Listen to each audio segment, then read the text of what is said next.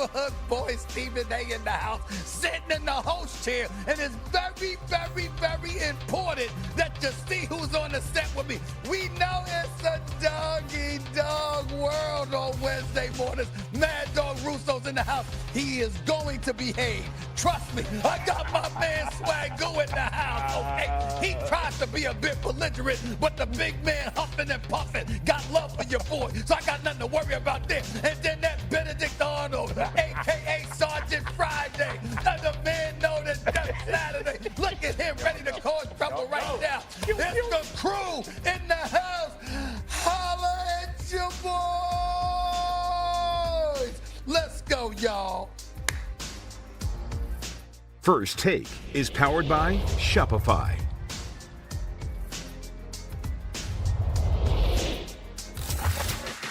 Welcome to the latest edition of First Take, everybody. Christopher Mad Dog, Russo, Marcus Spears, Jeff Saturday, all in the house for a treat because I'm hosting this morning, all right? And when I sit in this host chair, there are certain rules and regulations that we will follow in today's show. As you can see on the big board right there, speak when spoken to. Okay. Am I clear? I like it. Am I clear? I like it. Speak when spoken to. Number 2, no cussing. You know how you can okay. get. Marcus Calm Spears. down. That's the Calm Marcus down. Spears. No cussing. All right.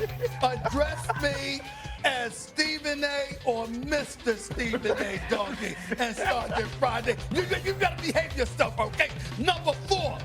Leave the fluid to me. No, sir. To me. No, Leave sir. the fluid coming No, to me, sir. okay? And last but not least, don't be rude. Don't be rude, especially to the host. Am I clear? You clear. Am I clear? You clear. You're clear. Every rule gonna be Okay. broken. It ain't gonna happen, Okay. but you're Everyone broken in the first minute. But all them rules gonna be All right, broken.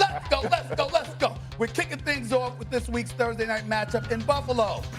The Bills and Josh Allen have come out of the gate firing on all cylinders and will look to continue winning against the winless Miami Dolphins. Yesterday on the show, I gave my list of the top 5 NFL teams after week 2.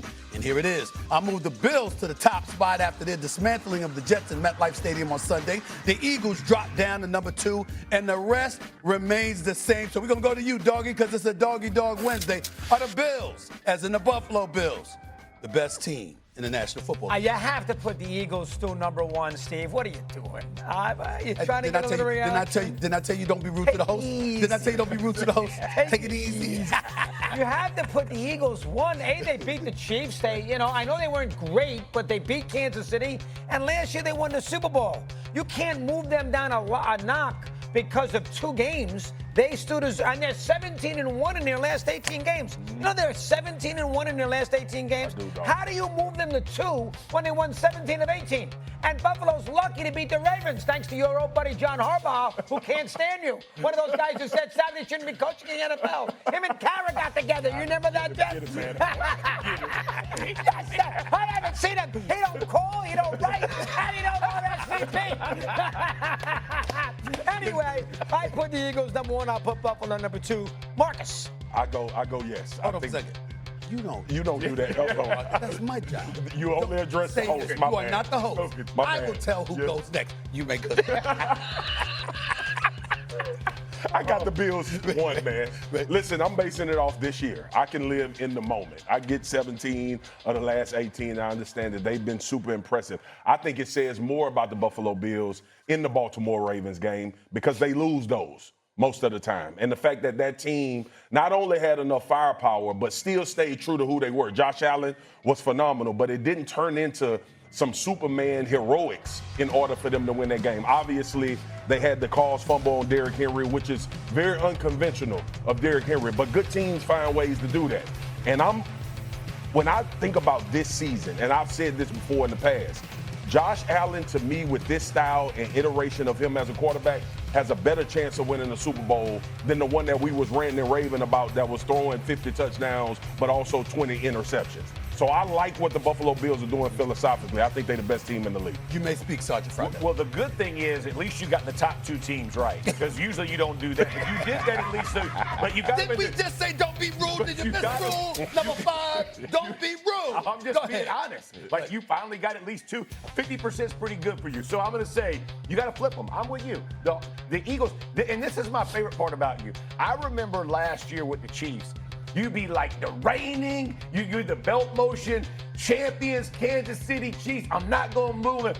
And the Super Bowl champs, in week 2, you done moved them down. No. I don't understand. And they go back and beat your squad again, the reigning 2-time, blah, blah, blah, all the things you get super high. So as much as I like the Buffalo Bills, and I do, and I think they are balling, I would still tell you can't move the Super Bowl champions that are undefeated this year and have played good football. Both is not great.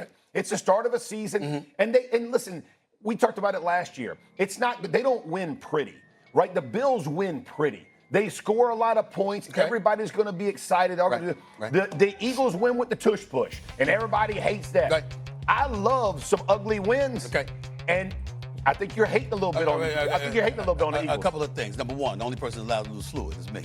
That's me. You're right. I'm allowed to be fluid. That's number one. Number 2, you're a happily married man. I am quite sure you look at your wife and you say she's beautiful. Absolutely. She's pretty. You don't sit up there and say she's ugly. You wouldn't have married her. Let's call it what it is. Yeah. You ain't marrying somebody that you think is ugly. Okay. So pretty matters. How you look matters. Okay. So if you're on the football field and you're looking pretty while winning, I'm gonna take that over somebody that's looking like they're struggling a little bit, okay? I look on the inside. I'm looking on the inside. I'm looking for that. I'm looking in the core. I'm looking, no, you can't have it low. You look inside after you establish the pretty on outside. Okay, so let's get that out the way. That's number 2. Number 3, let's look at the Kansas City Chiefs here, okay? There's no Rashid Rice. Okay, there's no Xavier Worthy. Travis Kelce's still struggling a little bit. We understand that. We got that part. When they're bereft of their weapons and the Eagles still go out there and struggle to a 2017 victory, if Travis Kelce doesn't bobble that pass and it doesn't lead to an interception by Mbuka, the bottom line is, what are you doing? If you're the Kansas City Chiefs, you're in a position to win that game. All I'm saying is, we're talking about in terms of seriousness about the fluidity of it all. If you are looking like you're struggling, I'm going to sit up there and say the Buffalo Bills are looking better right now. But it doesn't mean you are better when all is said and done as the season wanes, but you're looking better right now than that team. But the week 1, they win by the same thing that Swagoo said. The same way you're talking about how the Eagles won with a bad play by Kelce, an interception. The Bills beat the Ravens on the same kind of play. A fumble in the backfield, right? It's fortunate to win the game. Yeah, fortunate to get it. I also think he's got a mistake. I put the Rams 5 and not the Chargers. Okay. Well, that's debatable. I can understand. I can live with that. You can live with that? I can live with that. I put the Chargers up there, and I put the Rams, too, before the Ravens. They got a lot. So you'd put the Chargers and the Rams ahead of the Ravens? Yes, right now. Okay. Yeah. Even though the Ravens... I'm not sure if I do that. They dominated for 3.5 quarters against Buffalo before the last half, the collapse in the fourth. I understand. But they spent the vast majority of that game looking pretty damn good. I agree. I don't know whether it was Halle Berry or going back in the day, Raquel Welch, you should be happy about or something, but they were looking great. The Bills to me are the best team because they had the most impressive performance.